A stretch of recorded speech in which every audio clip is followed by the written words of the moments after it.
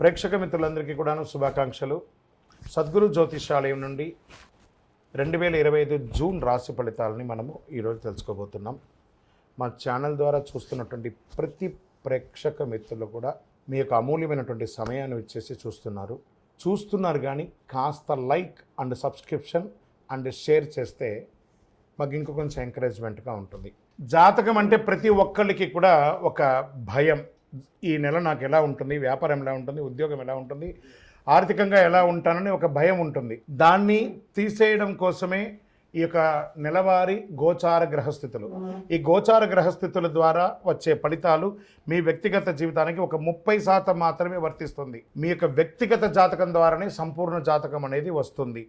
మళ్ళీ చెప్తున్నాను, జాతకం అనేది పడుతున్న వర్షానికి ఒక గొడుగు మాత్రమే, కానీ జాతకం జీవితం కాదు. మళ్ళీ జాతకాన్ని ఎవరెవరు అడగాలి అంటే 21 వయసులోపు ఉన్న వాళ్ళు అడగకూడదు, 60 వయసు పై చిలుకు వాళ్ళు అడగకూడదు. ఎందుకంటే వాళ్ళు పెద్దవాళ్ళు కాబట్టి వాళ్ళకి అన్నీ తెలుసు. ఆర్థికమైనటువంటి లావాదేవీలు చేసేసి అప్పులు తీరడానికి కోసం జాతకం అడిగితే జాతకం చెప్పించుకుంటే అప్పులు తీరవు. జ్యోతిషాస్త్రరీత్యా ద్వాదశ రాశులు 12వ రాశి అయినటువంటి మీనరాశి మిత్రులారా, మీరు పూర్వభద్రా నక్షత్రం 4వ పాదం, ఉత్తరాభద్రా నక్షత్రం 1, 2, 3, 4 పాదములు, రేవతి నక్షత్రం 1, 2, 3, 4 పాదాలకి జన్మించిన మీరు మీనరాశి వారిగా పరిగణించబడుతున్నారు. ఈ నెల మీకు శుభాశుభ ఫలితాలు ఎలా ఉన్నాయంటే 7.5 శని 7.5 అనేది నడుస్తుంది. మీనరాశి మిత్రులారా, ఈ జూన్ నెల మీకు హెచ్చు తగ్గులు ఉంటుంది.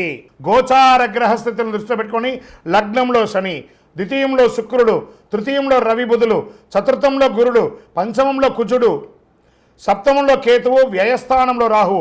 జన్మ శని కారణంగా కాస్త స్ట్రెస్ ఉంటుంది. స్ట్రెస్ మాత్రమే కదా ఉంటుంది, పడిపోం కదా.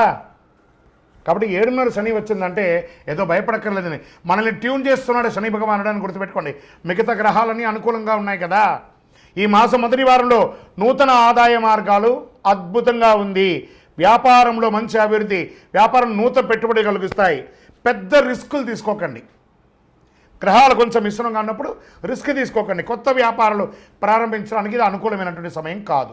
అన్నదమ్ముల వర్గంలో ఆధిపత్య పోరు, విరోధములు ఏర్పడే అవకాశాలు ఉన్నాయి. వివాహ ప్రయత్నంలో కాస్త ఆశాభంగం అని చెప్పచ్చు. ఈ మాసంలో బ్యాంక్ లేదా బంగారు ఆధారిత రుణాలు తీసుకునే అవకాశాలు ఉన్నాయి.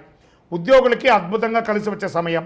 స్థిరాస్తులు కొని చేసే ముందు చక్కగా ప్లాన్ చేసుకుంటారు, కానీ ఈ నెల ఏది కూడా రిజిస్ట్రేషన్ కానీ ఒప్పందాలు కానీ చేసుకోకండి. కళారంగంలో ఉండే వాళ్ళకి మంచి అవకాశం.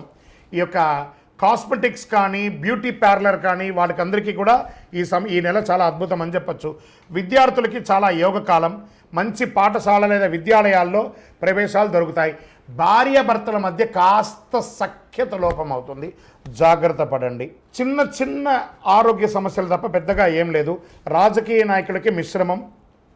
మీ యొక్క డాక్యుమెంట్స్ అంతా కూడా జాగ్రత్త. షేర్ మార్కెట్ మాత్రం ఈ నెల వద్దండి. ఎంత జాగ్రత్తగా ఉంటే ఎంత జాగ్రత్త, లేదంటే మేము చేస్తామంటే ఇబ్బంది పడితే మీ ఇష్టం.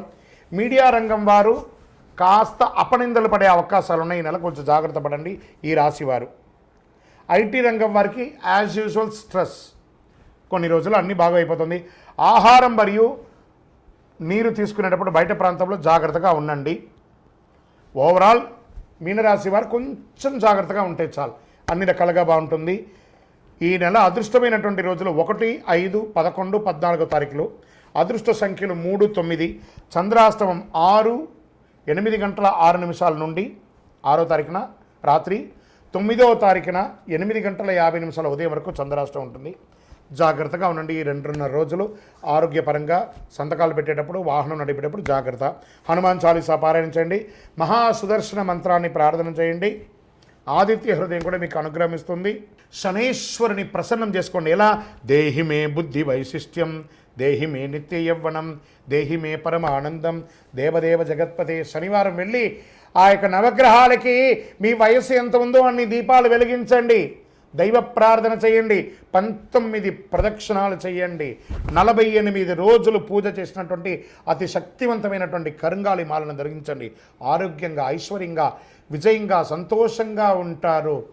మీ యొక్క వ్యక్తిగత జాతకం తెలుసుకోవడానికి కింద ఉన్నటువంటి నెంబర్కి మీ యొక్క పేరు, date of birth, time of birth, place of birth చేయండి.